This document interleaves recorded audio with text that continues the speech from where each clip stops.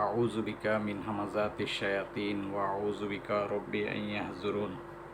সালামুন আলাইকুম সম্মানিত দর্শক শ্রোতা, আজকে আপনাদের সামনে একটি আয়াত পেশ করব। সূরা 33 আল আহজাব, সূরা 33 আল আহজাবের 35 নম্বর আয়াত। সেখানে আল্লাহ বলছেন যে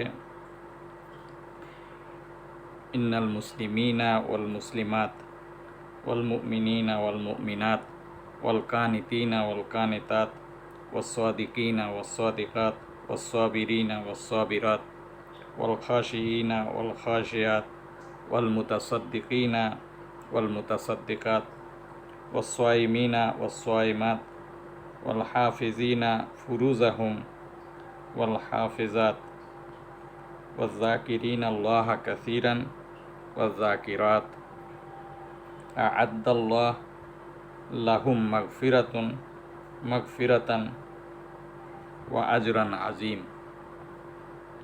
আল্লাহ বলছেন যে নিশ্চয়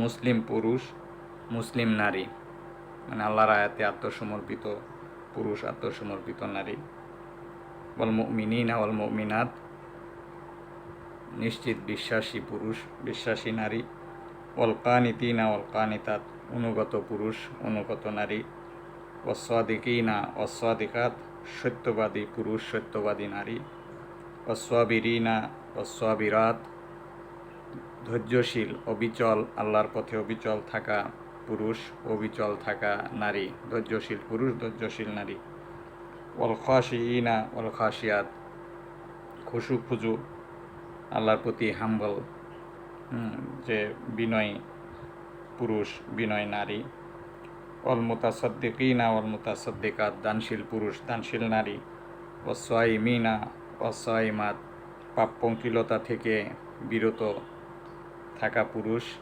বিরত থাকা নারী, ওয়াল হাফিজিনা ফুরুজাহুম ওয়াল হাফিজাত, নিজের লজ্জাস্থানকে হেফাজতকারী পুরুষ এবং হেফাজতকারী নারী, ওয়াজ-যাকিরিনা আল্লাহ, আর অধিক আল্লাহকে স্মরণকারী বা আল্লাহর জিকির, আল্লাহর উপদেশ গ্রহণকারী, অধিক আল্লাহর উপদেশ গ্রহণকারী নারী, অধিক আল্লাহর উপদেশ গ্রহণকারী নারী এবং পুরুষ।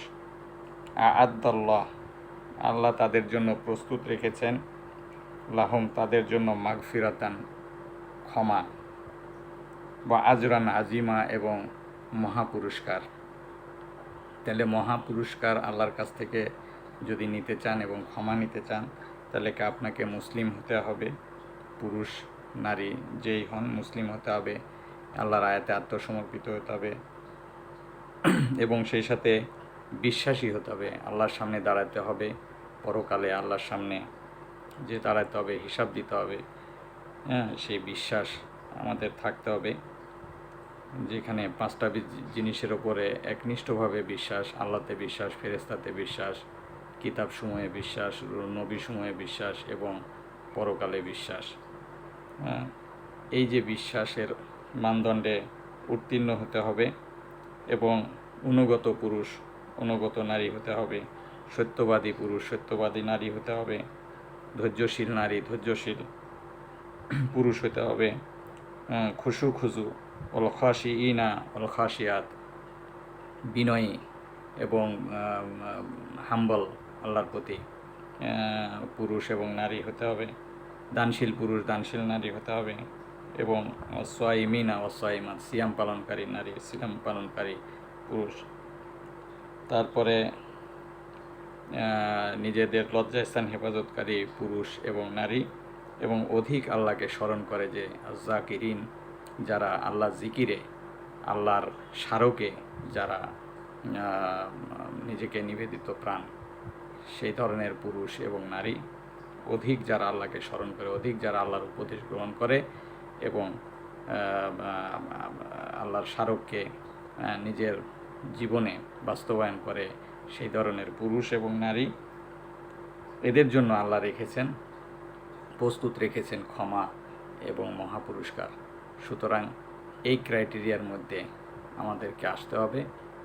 যদি আমরা এই ক্রাইটেরিয়ার মধ্যে আসতে পারি তাহলেই আমাদের জন্য পরকালে আমরা যে আল্লাহ রেওয়ার্ড দিবেন ভালো এবং মন্দের, সেখানে আমরা অবশ্যই কামিয়াব হতে পারবো, চূড়ান্ত সফলতা লাভ করতে পারবো। আল্লাহ আমাদেরকে এই সকল গুণে গুণান্বিত হওয়ার, সকলকে কোরআন বুঝে পড়ার এবং সেই অনুযায়ী চলার তৌফিক দান করেন। সালামুন আলাইকুম। ধন্যবাদ সবাইকে।